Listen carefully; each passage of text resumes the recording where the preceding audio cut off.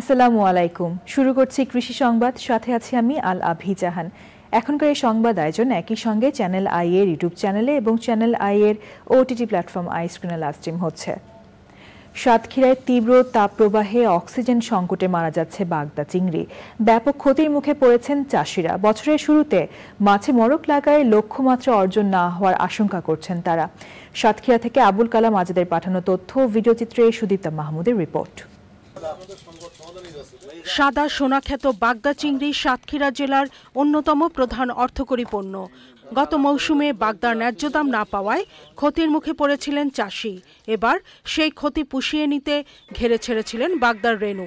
দুদফায় রেণু ছাড়ার পরও মাছ একটু বড় হতে না হতেই প্রচণ্ড রোদের তাপে অক্সিজেন সংকটে মরে যাচ্ছে সব মাছ।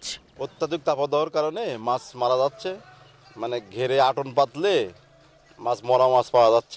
বাচ্চা এসে আমাদের পানিতে টিকতিস না, বাঁচতিস না, ওই যায় স্ক্যান করে ওই হয়ে মারা যাচ্ছে। যে চারা মাছ কিনে আমরা ছাড়িছি তাতে করে আমরা ক্ষতিগ্রস্ত। 2000 সালে 500 থাকতেছে, এতে আমরা ঘেরে ব্যবসায় লস খাচ্ছি। মরক ঠেকাতে মাছের ঘেরে পানির গভীরতা বৃদ্ধি, অক্সিজেন ট্যাবলেট দেওয়া সহ নানা পরামর্শ দিয়েছে জেলা মৎস্য বিভাগ। ঘেরের গভীরতা মিনিমাম যে শুষ্ক মৌসুমে 4 থেকে 5 ফিট পানি ধারণ ক্ষমতা থাকে, এরকম ঘেরের গভীরতা বৃদ্ধি করা বিকল্প নেই। যদি ঘেরের গভীরতা বৃদ্ধি না করে তাহলে যেটা হবে যে বিভিন্ন যে তাপমাত্রা বৃদ্ধির ফলে পানির যে উপাদানগুলো আছে এটা দ্রুত এর হ্রাস বৃদ্ধি হবে এবং মাছের পীড়ন হবে, যেটা পীড়ন সহ্য করা তার জন্য কঠিন হবে। মিনারেলের যে ঘাটতি হয়, মিনারেল সরবরাহ করা মাছের এবং হররা টানা, মাঝে মাঝে হররা টেনে দেওয়া, এই ধরনের কার্যক্রমগুলো যদি তারা পরিচালনা করে এবং যদি সুযোগ থাকে একটা অংশে ছায়া সৃষ্টি করবে। সাতক্ষীরায় ছোট বড় মিলিয়ে 55,000 ঘেরে বাগদা চিংড়ি চাষ হয়ে থাকে। উৎপাদন লক্ষ্যমাত্রা 30,000 metric ton. Sudipta Mahmud, Channel I.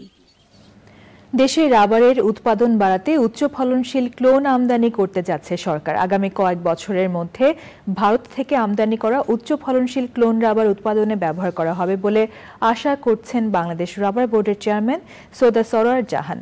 উচ্চ ফলনশীল রাবারের ক্লোন আমদানির অংশ হিসেবে ভারতের রাবার বোর্ডের নির্বাহী পরিচালক এম ভাসান তাগেশানের নেতৃত্বে 5 সদস্যের প্রতিনিধি দল চট্টগ্রামের ফটিকছড়ির দাঁতমারা রাবার বাগান সহ কয়েকটি বাগান পরিদর্শন করেন।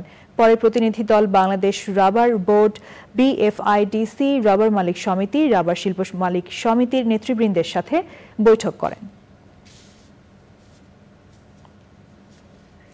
বড় মৌসুমের স্বল্পমেয়াদী জাত ব্রি হাইব্রিড ধান 8 আবাদ করে লাভবান হয়েছেন কুষ্টিয়ার চাষি। বাংলাদেশ ধান গবেষণা ইনস্টিটিউট উদ্ভাবিত বড় মৌসুমের জন্য স্বল্পমেয়াদী হাইব্রিড ধান 8-এর বয়সকাল 145 দিন থেকে 148 দিন হওয়ায় ওই একই জমিতে আউশ ধানের চারাও রোপণ করা যায়। কুষ্টিয়া থেকে আনিসুজ্জামান ডাবলুর পাঠানো তথ্য, ভিডিওচিত্রে সুদীপ্তা মাহমুদের রিপোর্ট। বাংলাদেশ ধান গবেষণা ইনস্টিটিউটের আঞ্চলিক কার্যালয় কুষ্টিয়া চলতি বড় মৌসুমে ব্রি হাইব্রিড ধান 8, ব্রি ধান 100, ব্রি ধান 102 সহ বেশ কয়েকটি উচ্চ ফলনশীল ধানের জাত কৃষকের কাছে পৌঁছে দেয়। এর মধ্যে ব্রি হাইব্রিড ধান 8 বড় মৌসুমের জন্য সবচেয়ে স্বল্পমেয়াদী এবং খরা সহনশীল একটি জাত। খুব শক্ত, বাতাসে ঝড়ে হেলে না ধরে না, মানে প্রতিটা ধান খাড়াই আছে, একটা পড়ে নাই বাতাসে। তবে আগামীতে ফলন আমরা আরো নতুন করে চাষি আবাদ বেশি করে করব। আমাদের এই ধান খুব ফলন ভালো, ধানটার ছড়া ভালো, ধানটার খুব রং সোনালি, ধানটার রোগ বালাই কম। প্রতি বিঘায় ধানের ফলন আসে 30 থেকে 35 মণ। অন্যান্য জাতের চেয়ে রোগবালাই ও পোকামাকড়ের আক্রমণ অনেকাংশেই কম। 32 মণ 35 মণ ধানের ফলন পাচ্ছে। এই ধান আমরা বীজ আরো বেশি বেশি করে দিতে হবে, আমরা বেশি বেশি করবো এই ধান, অন্য কোনো ধান করব না। কীটনাশকও খুব কম লাগেছে, আবার সারও খুব কম লাগেছে। সামনে উৎপাদন করলে মানে খুবই লাভজনক হওয়া যাবে। আবহাওয়ায় অভিযোজন ক্ষমতা সম্পন্ন মাতৃ ও পিতৃসারি ব্যবহার করে এ জাতের ধান উদ্ভাবিত হওয়ায় রোগবালাইয়ের আক্রমণ কম। আমাদের ব্রি হাইব্রিড ধান 2022 সালে অবমুক্ত হওয়ার পরে আমরা আজকে দিয়ে এবার তৃতীয়বার এখানে যে ট্রায়ালটি হচ্ছে সেখানে প্রত্যেকবারই অত্যন্ত ভালো ফলন দিয়েছে।